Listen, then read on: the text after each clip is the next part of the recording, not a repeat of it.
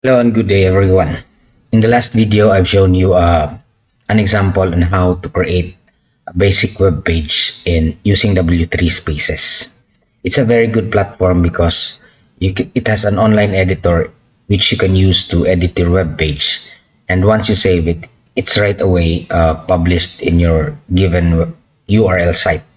The name that you use to identify your W3 space.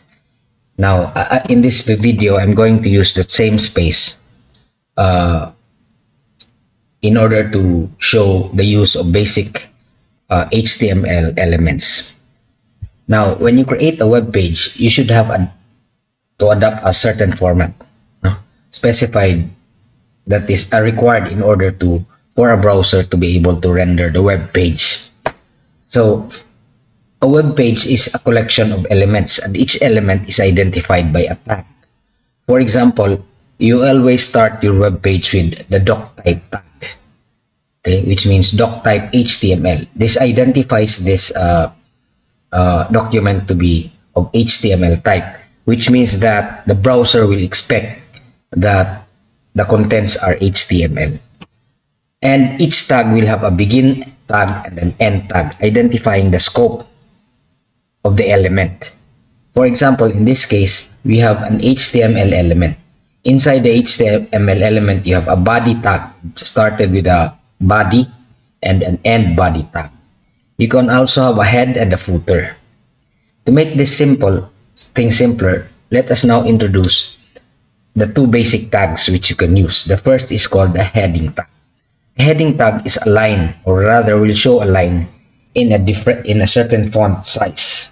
For example, we'll use H1. H1 is the largest heading tag. And then you start with an end H1 usually.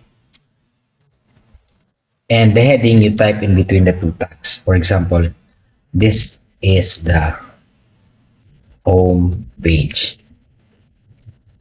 Okay. And then you save it. To test it, you can run, or you can either open your web page in another in a tab in your browser. So say, let's open that. Okay. So this is now the H1 tag. On the other hand, you can also use other tags, other types of headings rather, such as H2. Okay. H2. We'll just edit that, and then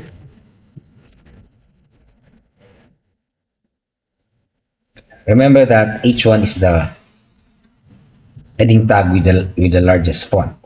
We can try H2 and H3. You can try until H6 yourself, no? And find out the difference. Just be careful with the begin tag and the end tag. Okay. So in this example, we are showing three types of heading tags: H1, H2, and H3. Let's go to our website and then try to refresh it. So this is the heading 2 and this is the heading 3. You notice that the font gets smaller and smaller, and the smallest possible value is heading 6. Okay. Now let me try to introduce you to the next element. It's called the P tag. No, P stands for paragraph. The main difference being a paragraph is a word wrapped element, which means that you can type as many lines as you need to do, and it will word wrap it inside a paragraph such that no words broken, which means that word wrapping, no, that's basically word wrapping. So let's try to generate a lorem ipsum generator for our paragraph. Okay.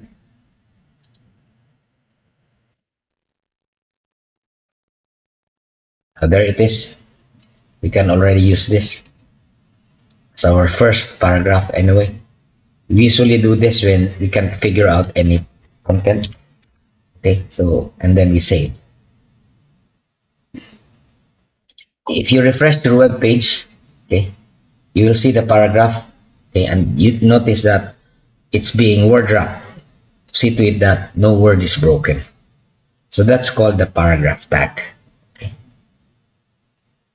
These are two basic tags that you usually use in building web pages. Now, in the next video, I'm going to introduce you to another tag called a link tag. Okay. So that's all for now, and see you then.